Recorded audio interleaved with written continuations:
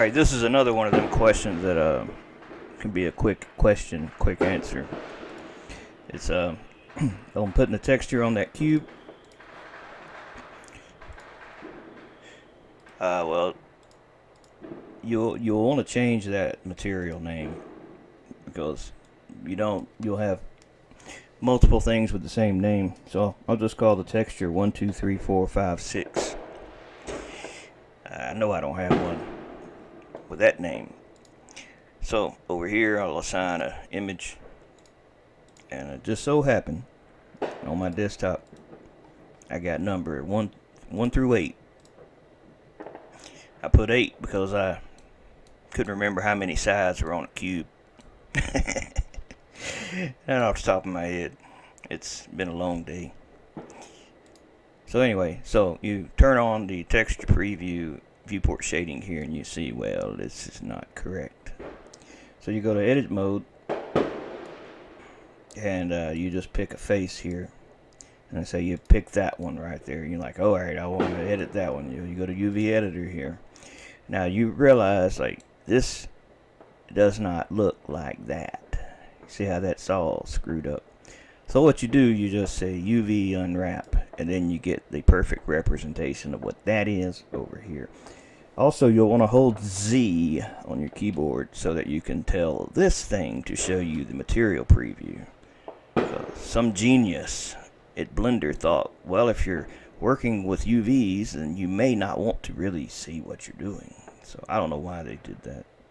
But anyway, so over here, hit A. You can select all these vertices by doing that. You can just scale this down.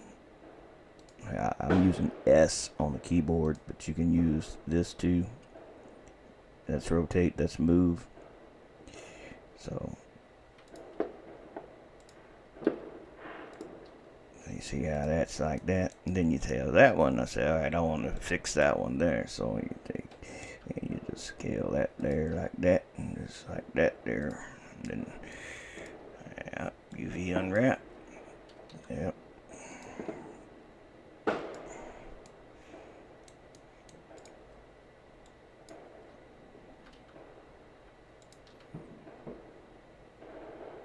And you might like, well, that one's kind of upside down. Well, it depends on how you look at it. Maybe it's not upside down.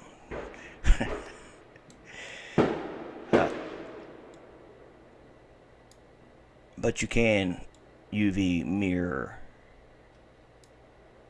depending on what your needs are, you can do that. Alright, moving on.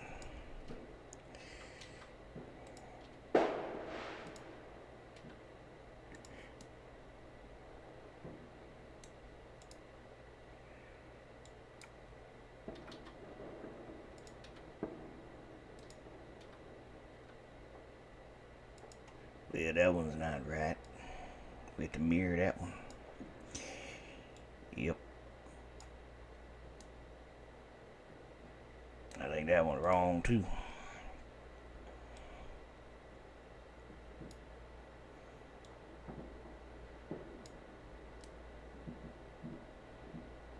I guess that'll work there. So we take a cube. Now, if you want it to spawn in the ground, you can have it spawn like that, or you can move it up. Now, what's important, if you want to rotate this thing in the game where it rotates on the axis in the center of the object, you can just tell it to set origin to geometry, and then it'll basically rotate. Actually, like that there.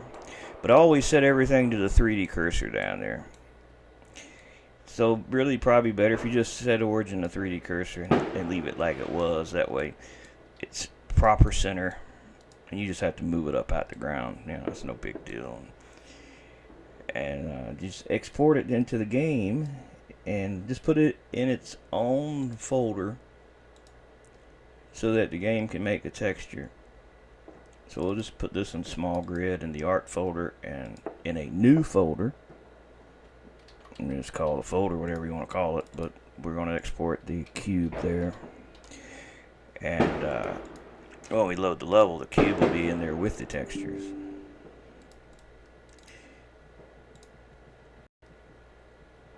But if you don't put it in its own folder and you send it somewhere where there's already a material file in use, it's not going to do it.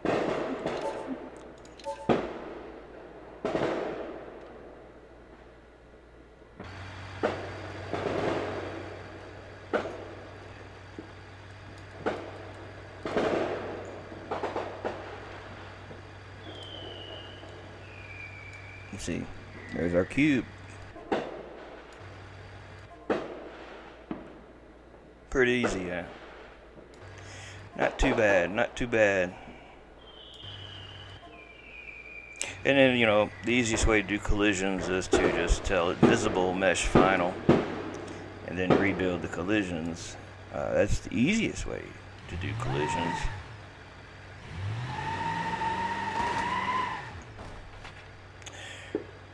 So that's that pretty much.